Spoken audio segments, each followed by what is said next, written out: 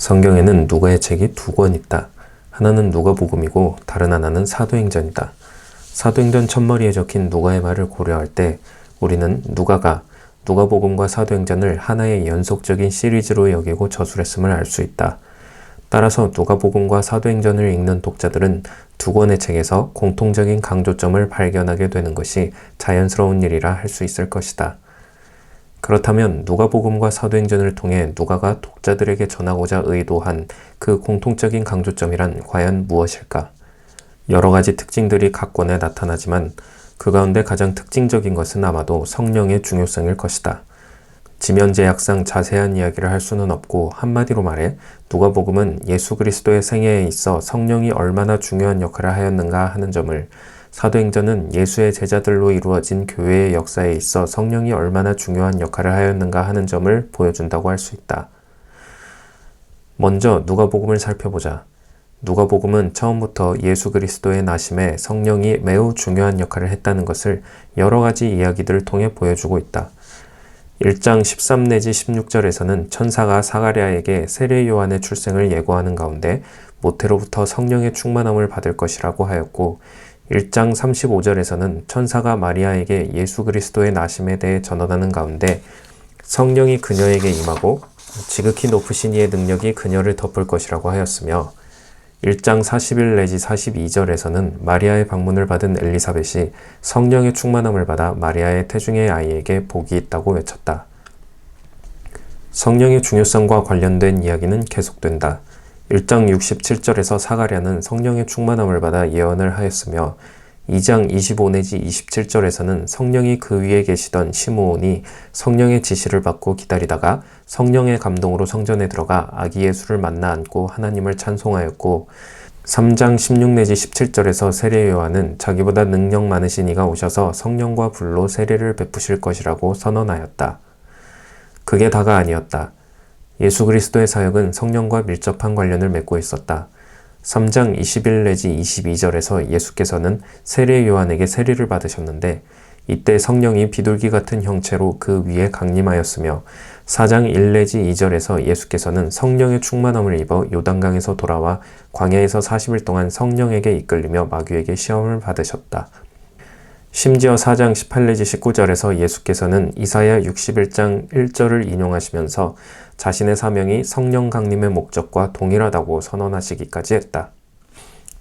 그런 그가 11장 13절에서 제자들에게 하늘 아버지께서 구하는 자에게 성령을 주시지 않겠느냐고 하면서 성령에 대한 사모함을 심어주신 것은 매우 자연스러운 일이었다. 그리고 11장 20절에서 하나님의 손을 힘입어 귀신을 쫓아낸 것이면 하나님 나라가 이미 임한 것이라고 말씀하셨는데, 하나님의 손은 곧 하나님의 능력을 가리키는 바, 자세한 이야기는 할 수 없지만 이 또한 성령과 연관이 있다. 성령의 중요성에 대해 가장 인상적으로 표현한 부분은 바로 12장 10절이다. 여기서 예수께서는 말로 인자를 거스르는 사람은 용서를 받을 수 있지만 성령을 모독하는 사람은 용서받을 수 없다고 하심으로써 성령이 얼마나 중요한 존재인지를 만천하에 천명하셨다. 기독교의 주인공이라 할 수 있는 예수께서 자신에 대한 죄는 용서해도 성령에 대한 죄는 용서할 수 없다고 하셨다면 대체 누가 성령의 중요성에 대해 반론을 제기할 수 있을까? 한편 예수께서는 성령께서 제자들과 함께 하시면서 어떤 일을 하실 것인지에 대하여 말씀하신 바 있는데, 이는 12장 12절에 잘 적혀 있다. 즉 성령은 제자들이 세상 법정에 잡혀갔을 때 마땅히 할 말을 가르쳐주는 일을 하실 것이라는 게 예수의 가르침이었다. 다시 말해서 제자들을 통해 세상 사람들에게 예수 그리스도에 대해 증언하는 것이 성령의 사역인 것이다. 누가복음의 끝자락인 24장 46 내지 49절에서 예수께서는 제자들에게 그들이 이 모든 일의 증인임을 성경을 깨달음으로써 알게 하시면서 아버지께서 약속하신 것을 보내실 테니 위로부터 능력으로 입혀질 때까지 성에 머무르라고 명령하셨다. 그리고 이야기는 사도행전으로 이어진다. 사도행전은 앞서 말한 바와 같이 교회와 함께 하신 성령에 대한 뚜렷한 강조점을 지닌 책이다. 성령은 예수 그리스도의 사역을 그의 제자들로 이루어진 교회가 이어가는 데 있어 핵심적이고도 필수적인 역할을 한다. 그래서 사도행전을 성령행전이라고 부르는 이도 있다. 사도행전도 누가복음과 마찬가지로 여러 곳에서 성령에 대해 알 수 있는 단서들을 제공해주고 있다. 하지만 그 가운데서 가장 중요하고 논란이 되는 부분이 하나 있는데 그것은 바로 사도행전 2장이다. 사도행전 2장은 마침내 성령이 교회에 임하는 장면을 묘사하고 있는 부분인데 이 부분을 놓고 현재까지 개혁주의 진영과 오순절 진영을 비롯하여 수많은 사람들이 서로의 생각이 옳다며 싸움을 이어오고 있다. 물론 개혁주의 진영에서도 이한수처럼 오순절 신학의 입장을 일부 받아들이는 학자들이 있고 오순절 진영에서도 고든 피처럼 개혁주의 신학의 입장을 일부 받아들이는 학자들도 있으며 둘 사이에 상당한 절충이 이루어지는 분위기도 감지되는 것이 사실이지만 그러나 해당 본문을 바라보는 양 진영의 시각은 여전히 차이가 있다. 그렇다면 과연 사도행전 2장은 성령에 대해 어떻게 말하고 있는가? 본 보고서에서는 사도행전 2장 1 내지 21절을 가지고 이 문제에 관하여 살펴보고자 한다. 사도행전 2장 1 내지 21절 가운데 성령 강림 사건 자체를 다루고 있는 부분은 2장 1 내지 4절이다. 여기서 성령은 오순절에 한 곳에 모인 사람들에게 갑자기 임한 것으로 그려지는데 이와 관련하여 세 가지 현상이 기록되어 있다. 하나는 급하고 강한 바람소리가 하늘로부터 온 집을 채운 것이고 다른 하나는 불의 혀 같은 것이 각 사람 위에 임한 것이며 마지막 하나는 그들이 성령으로 가득 채워져 성령의 인도를 따라 어떤 말들을 하게 되었다는 것이다. 먼저 우리의 논의와 매우 밀접한 관련이 있는 바람 이야기부터 해보기로 하자. 이 부분에 대하여 칼뱅은 이렇게 말한 바 있다. 성령이 바람으로 표현되는 일은 일반적인 일이다.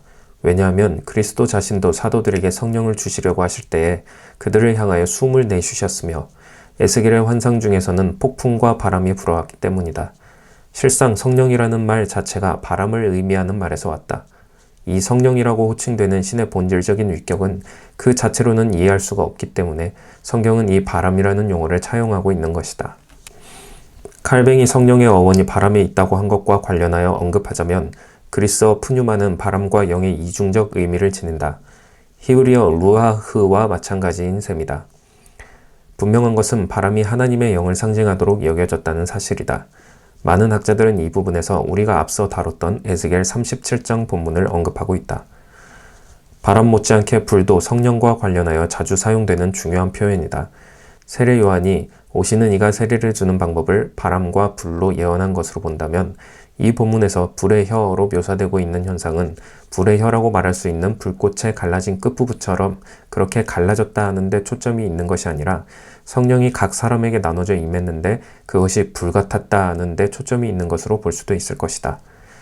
만약 이것이 단순한 갈라짐보다 불의 이미지 사용에 더 무게가 실려야 한다면 우리는 출애굽기를 통해 불이 신적 현현을 알려주는 보편적 현상이라는 점을 떠올릴 수 있을 것이며 만약 이것이 그러하다면 우리는 누가가 그리스도 안에서의 새로운 경륜의 표지가 법이 아니라 영이라는 점을 보여주기 원했다고 결론 지을 수 있을 것이다. 바람과 불이 성령 강림 사건의 과정과 관련된 이미지라면 성령 강림 사건의 결과는 바로 말과 관련되어 있다. 성령 강림 사건의 세 번째 현상은 바로 성령 충만의 결과 성령의 인도를 따라 말하게 된 것이었다. 어떤 말을 하게 되었는가에 대한 답은 이어지는 군중들의 반응에서 알 수 있는데 11절에 기록된 하나님의 큰일이 바로 그것이다. 하나님의 큰일이 무엇인가는 다시 논의가 필요하겠지만 우리의 관심사와는 관련이 없으므로 여기서는 생략하도록 하겠다. 놀라는 군중들 사이에는 조롱하는 사람들도 섞여 있었다. 그들은 푸뉴마의 인도를 따라 말하는 예수의 제자들을 보고 새 술에 취하였다고 비아냥거렸다. 이에 대하여 베드로가 해명을 하기 위해 나섰는데 그 과정에서 한 말들이 한편의 설교가 되어버렸다. 그리고 그의 설교 첫머리는 바로 요엘의 예언을 인용하여 오순절 성령 강림 사건에 적용하는 것으로 장식되었다. 요엘의 예언은 하나님의 말씀인데 크게 세 부분으로 구성되어 있다. 하나는 말세에 하나님께서 당신의 영을 모든 육체에 부으실 것인데 그때 사람들은 예언하고 환상을 보고 꿈을 꾸게 될 것이라는 말씀이고 다른 하나는 피와 불과 연기로 상징되는 징조와 기사를 베푸실 것이라는 말씀이며 마지막 하나는 그 유명한 누구든지 주의 이름을 부르는 자는 구원을 받으리라는 말씀이다. 베드로는 이 예언의 말씀을 성령 강림 사건에 적용하고 있는 것이다.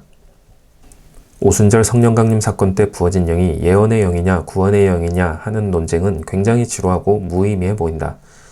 왜냐하면 요엘의 예언에서 영과 예언의 관계는 그 무게중심이 예언에 있는 것이 아니라 영에 있기 때문이다. 예언의 첫 번째 부분에서 하나님께서 의도하신 바는 말세에 하나님께서 당신의 영을 모든 육체에게 부으시겠다는 결연한 의지의 표현이다. 그 결과 나타나는 현상 가운데 하나가 바로 예언일 뿐이다. 중요한 것은 하나님의 영을 부으신다는 사실이지 그 영이 예언의 영이냐 구원의 영이냐가 아니다.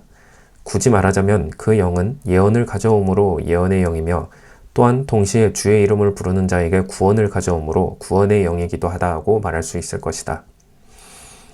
베드로는 자기가 서 있는 그 시점에 일어나고 있는 일이 술에 취해서 일어난 것이 아니라 하나님의 영에 취해서 일어난 것이라는 사실을 증명하고 싶었고 바로 그러한 의도와 목적에서 요엘의 예언을 인용하였다.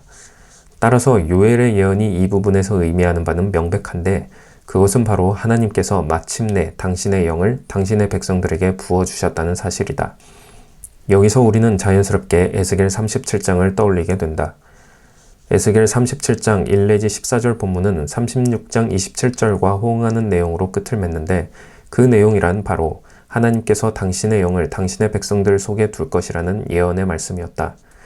물론 이 말씀은 1차적으로 포로생활 청산에 관한 소망을 제시하신 것이지만 하나님의 루아흐로 인해 큰 군대가 되는 이스라엘은 이후 역사에서 찾아볼 수 없었다. 만약 오순절 성령 강림 사건으로 인해 새로운 관점의 이스라엘이 본격적으로 출발하게 되었다고 본다면 이 말씀이 이루어졌다고 말할 수도 있지 않을까? 예언은 언제나 다중적으로 성취되는 법이니까 말이다. 여기서 한 가지 간과하지 말아야 할 것이 있다. 그것은 바로 사도행전 2장이 독립적으로 존재하는 문서가 아니라는 사실이다. 사도행전 2장은 사도행전이라는 하나의 문서 안에 들어있는 한 부분이다. 따라서 사도행전 2장은 다른 본문, 특히 사도행전 전체의 성격을 규정짓는 사도행전 1장의 맥락 안에서 읽어야만 한다. 사도행전 전체의 맥락을 결정짓는 핵심 본문은 당연히 1장 1 내지 5절이다. 여기서 누가는 데오빌로에게 이 책이 이전 책인 누가복음과 이어지는 책임을 밝힌다. 그러면서 누가복음의 마지막 장면을 떠올리도록 관련 내용을 짧게 언급한다. 그리고 아버지께서 약속하신 것을 기다리라는 명령과 성령으로 세례를 받을 것이라는 약속을 명기한다. 결국 예수 그리스도의 이 명령과 약속이 과연 어떻게 성취될 것인가 하는 점이 사도행전 전체의 주요 관심사인 것이다. 사도행전 2장에 등장하는 성령 강림 사건은 예수 그리스도의 명령과 약속의 성취라는 관점에서 읽어야 한다. 예수께서 약속하신 그 성령이 마침내 제자들 가운데 임하였다. 이것이 이 본문의 핵심인 것이다. 그렇다면 우리는 자연스럽게 이 성령이 어떤 분이었던가 하는 점을 이전 책인 누가복음을 통해 떠올려야 한다. 그리고 우리는 알게 된다. 성령은 세상 사람들에게 제자들을 통해 예수 그리스도를 증언하는 분임을. 사도행전의 이후 이야기들을 읽어보면 모두가 다 이 이야기이다. 그리고 사도행전 2장은 그 시작을 알리는 경이로운 사건이었다. 이 사실에 비해 다른 문제들은 부차적인 사항들에 지나지 않는다는 점을 잊지 말아야 할 것이다. 누가는 누가복음과 사도행전을 통해 독자들에게 성령의 중요성을 알리고자 하였다.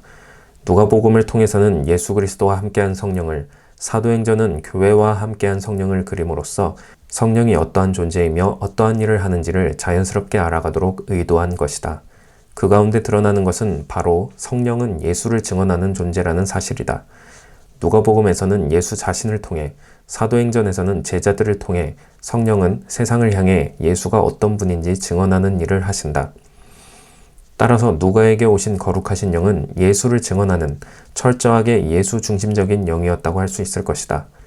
다만 누가는 이 사실을 경이로운 사건들을 통하여 부각되도록 하였으며 특히 누가복음 서두와 사도행전 2장을 볼 때 예언이라는 은사 또는 사건과 깊은 관련을 갖는 것으로 묘사하였다. 그러나 이것은 어디까지나 그 중심이 성령에 있는 것이지 예언 자체에 있는 것이 아니므로 이를 바탕으로 한 확대 해석은 경계해야 할 것이다. 누가복음에서 세례 요한은 예수 그리스도께서 불과 성령으로 세례를 주시는 분이라고 소개한 바 있다. 사도행전에서 성령은 불의 혀와 함께 강림하셨다.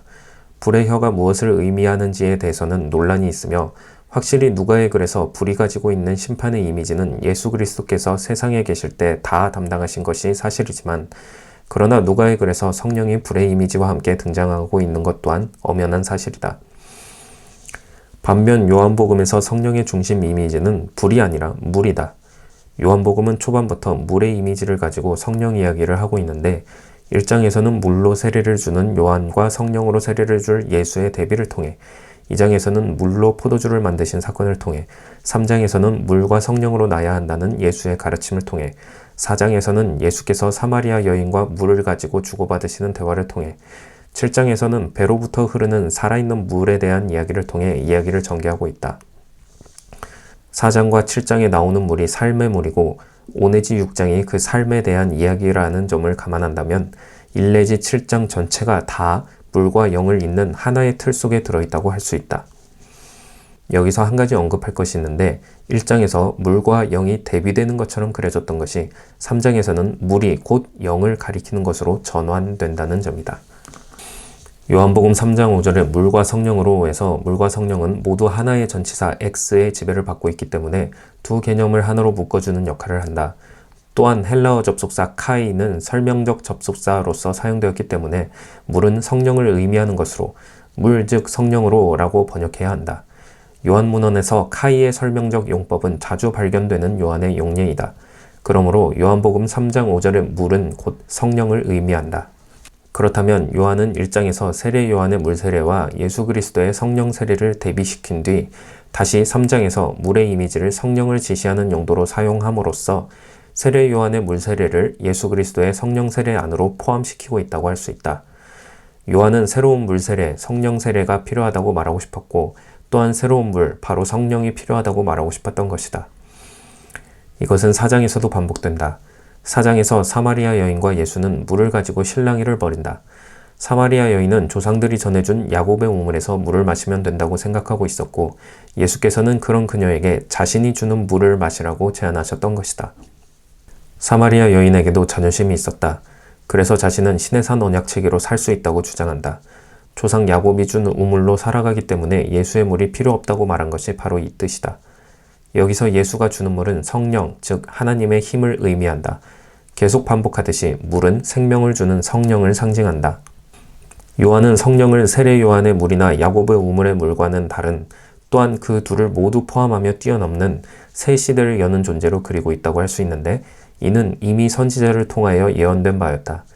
에스겔 36장에서 하나님은 에스겔을 통하여 말씀하셨다. 맑은 물로 너희에게 뿌리겠다. 새 영을 너희 속에 두고 새 마음을 너희에게 주겠다. 내 영을 너희 속에 두겠다. 또한 이사야 32장 14절에서 영적인 변화와 갱신은 마치 물이 사막을 새롭게 하고 기름진 땅이 되게 하는 것처럼 인간을 회복되게 하시는 성령님의 상징적인 부으심으로 표현된다. 물의 이미지와 성령과의 연관성은 7장에서 정점에 이른다. 7장 37 내지 44절은 예수의 외침으로 인해 논쟁이 일어난 사건에 대해 적고 있다. 여기서 예수께서는 이렇게 외치셨다. 목마른 사람은 누구든지 내게로 와서 마시라. 나를 믿는 사람은 그 배에서 살아있는 물의 강이 흘러나올 것이다. 그리고 요한은 이에 대해 부연 설명을 한다. 이것은 그를 믿는 사람들이 받을 성령에 관한 말씀이라고.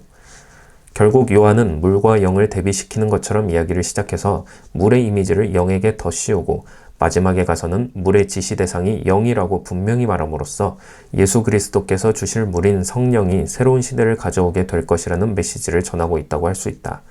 누가처럼 요한도 예수 그리스도를 믿는 사람들에게 성령이 얼마나 중요한 존재인지를 각인시키고 싶었던 것이다.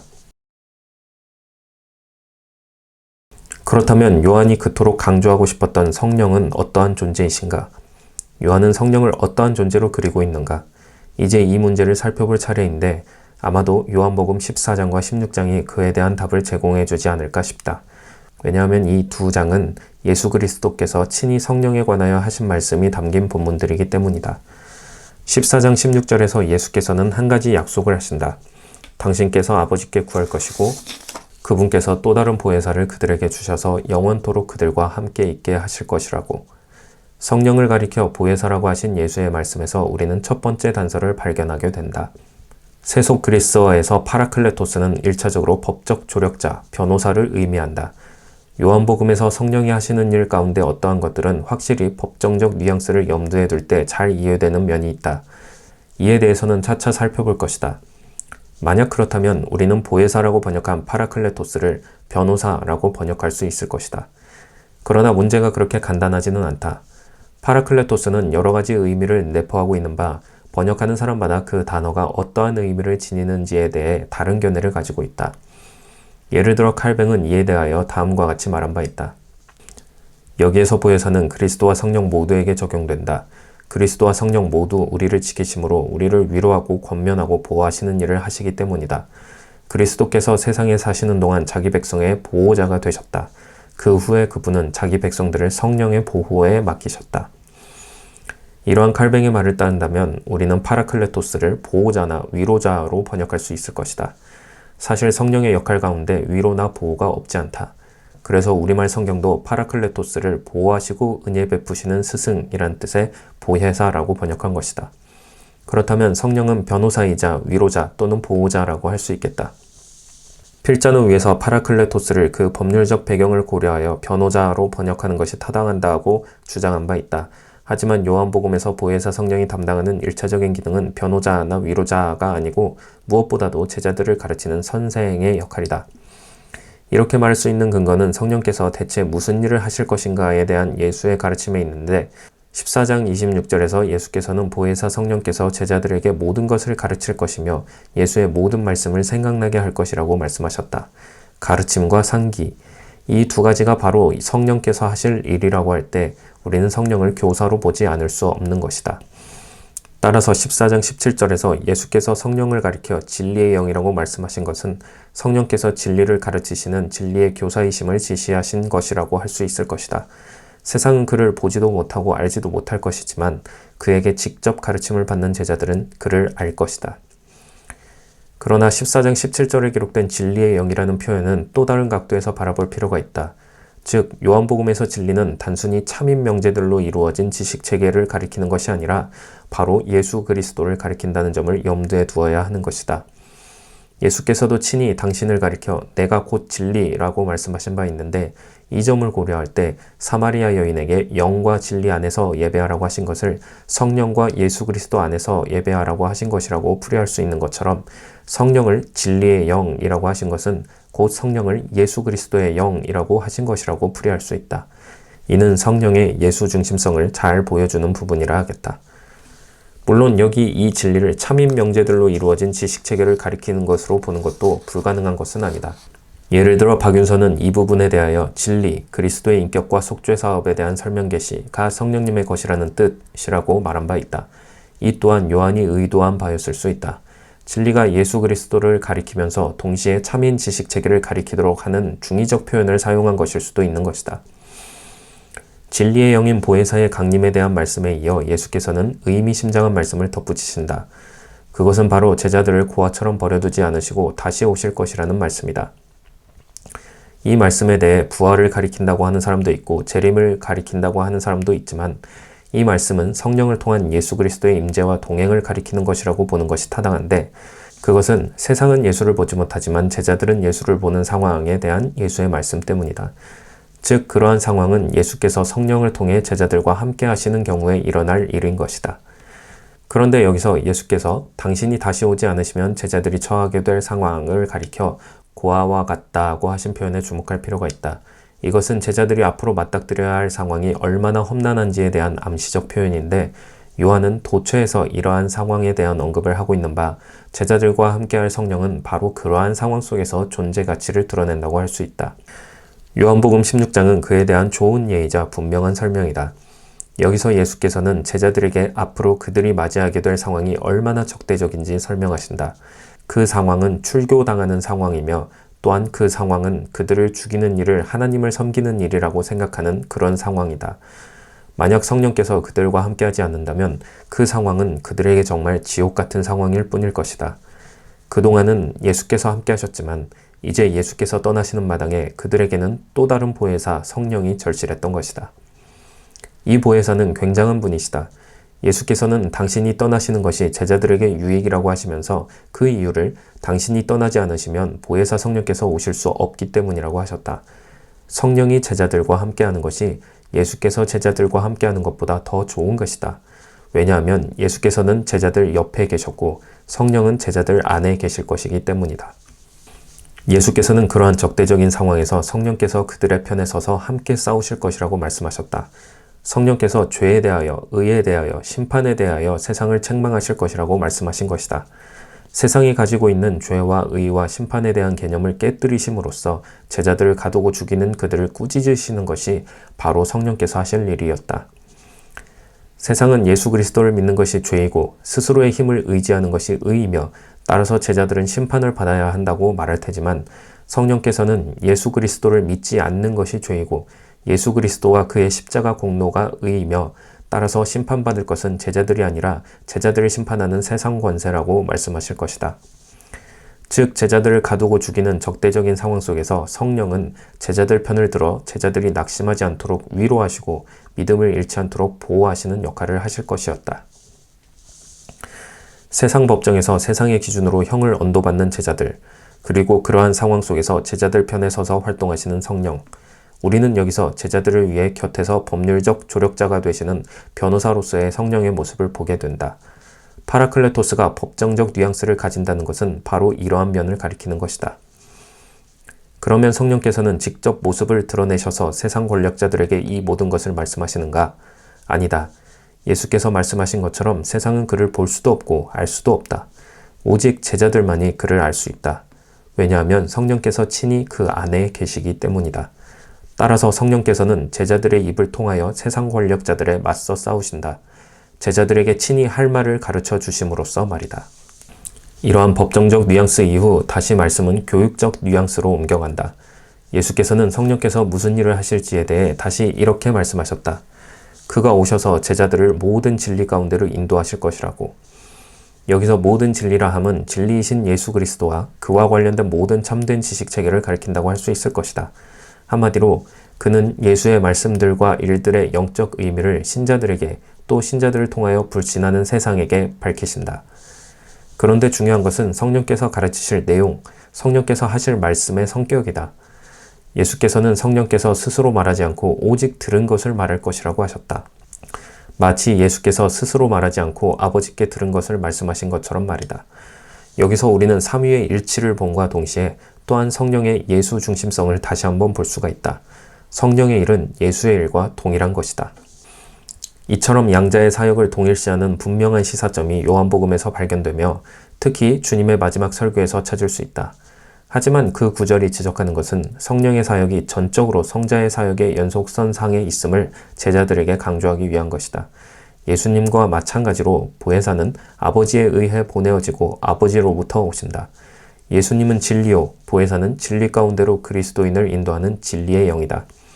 예수님은 제자들의 선생이며 보혜사는 그들을 더 가르치려고 오셨다.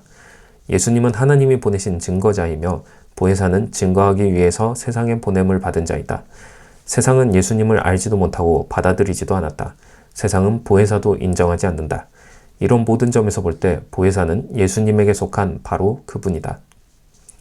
그래서 예수께서는 성령을 가리켜 또 다른 보혜사라고 하신 것이다. 예수께서 이미 보혜사이시며 성령은 예수와 동일한 일을 하시는 또 다른 보혜사이시다. 예수께서 보혜사이시라는 사실은 요한일서에 나와 있다. 요한일서에서 예수를 가리켜 대언자라고 표현한 부분이 있는데 이때 대언자라고 번역된 말이 바로 보혜사라고 번역하는 파라클레토스이다. 결국 요한에게 있어 성령은 예수께서 하시던 일을 이어받아 그 일을 마지막 날까지 계속하시어 완성하시는 분으로 여겨졌다고 할 수 있다. 그리고 그 일이란 바로 제자들에게 예수 그리스도 자신과 그분께서 하신 말씀들과 일들로 이루어진 진리를 가르쳐 그들을 진리 가운데로 이끄시는 일이었으며 또한 제자들로 하여금 그 진리를 가지고 그들에게 적대적인 세상 법정 가운데로 가서 그 진리에 대하여 증언하도록 도우시는 일이었다. 이렇게 볼 때 요한에게 오신 거룩하신 영은 예수 중심적인 영이셨다. 그리고 그 영은 요한복음이 표적들을 다루고 있다는 점을 볼 때에는 기적적인 영이셨지만 그 영이 담당하게 될 일들의 특징들을 고려해 볼 때에는 지극히 일상적이고 평범한 방식으로 일하시는 영이셨다. 그 영은 제자들을 가르치시고 제자들과 함께 예수 그리스도에 대해 증언하시는 그러한 영이셨던 것이다. 지금까지 우리는 누가복음과 사도행전, 특히 사도행전 2장을 통하여 누가에게 오신 거룩하신 영의 특징을, 그리고 요한복음, 특히 요한복음 14장과 16장을 통하여 요한에게 오신 거룩하신 영의 특징을 살펴보았다. 사실 누가의 성령론과 요한의 성령론을 비교하려면 더 자세한 분석과 논의가 필요하겠으나 여러 가지 여건상 최소한의, 그러나 가장 중요하다고 여겨지는 자료에 집중하여 이야기를 전개해 보았다. 결론적으로 누가와 요한에게 오신 거룩하신 영에 대해 한마디로 요약하자면 누가와 요한에게 동일하게 그 영은 제자들과 함께 세상을 향해 예수 그리스도에 대해 증언하는 일을 하시는 영이라고 할 수 있을 것이다. 누가는 이를 누가복음 마지막 부분과 사도행전 앞부분을 통하여 그림처럼 보여주었고 요한은 예수 그리스도의 직접적인 가르침을 통하여 이를 보여주었다. 여기에는 그 어떤 불일치도 없다. 다만 누가와 요한의 기술 방식에는 다소 차이가 존재한다고 할 수 있는데 누가는 성령을 기적적 언어인 예언의 은사와 연결시키는 경향이 있는 반면 요한은 성령을 일상적 언어인 가르침이나 증언과 연결시키는 경향이 있다. 물론 누가의 글에 등장하는 예언은 인식 가능한 일상 언어를 도구로 사용하고 있다는 점과 요한의 글에 기적이 수도 없이 등장한다는 점 또한 사실이지만 적어도 성령과 직접적 관련이 있는 부분들을 본다면 그러한 경향이 존재한다고 할 수 있다. 21세기 현대 교회에 몇 가지 핵심적인 주제가 있다면 그 가운데 성령은 단연 독보적인 위치를 점하고 있다고 할 수 있을 것이다. 한국 교회도 최근 성령에 대한 관심이 급증하였고 이에 따른 여러 가지 운동들이 진행되고 있는 상황이다. 그러나 과연 진정 성령에 대한 올바른 이해를 바탕으로 하여 이러한 일들이 이루어지고 있는가 하는 질문을 던지자면 답은 그렇게 긍정적이지 않다. 이러한 시점에서 우리는 누가와 요한이 성령을 어떠한 존재로 그렸는지에 대하여 다시금 생각해 볼 필요가 있다. 성령이 기적적 은사를 수반할 수 있다는 사실을 부인하지는 않는다. 그러나 성령이 일상적 언어를 통하여 일하시는 것 또한 사실이다. 그리고 기적적 은사를 통해서든지 일상적 언어를 통해서든지 결국 성령께서 하시는 일은 예수 그리스도를 증언하는 것이라는 점이 무엇보다 중요하다. 한국교회는 지금 이 점을 잊고 있는 것 같다. 나타나는 현상이나 사용하는 도구가 중요한 것이 아니다. 그 현상을 일으키시는 분, 그 도구를 가져오시는 분, 그분 자체가 중요한 것이다. 이제 지엽적인 부분에 대한 불필요한 논쟁들을 버리고 예수 그리스도를 증언하는 대언자 성령에 집중할 때이다. 한국교회가 이 부분을 회복하고 바람직한 성령운동을 전개하여 급변하는 21세기의 세상 법정에서도 성령님과 함께 승리할 수 있기를 소망하며 글을 마친다.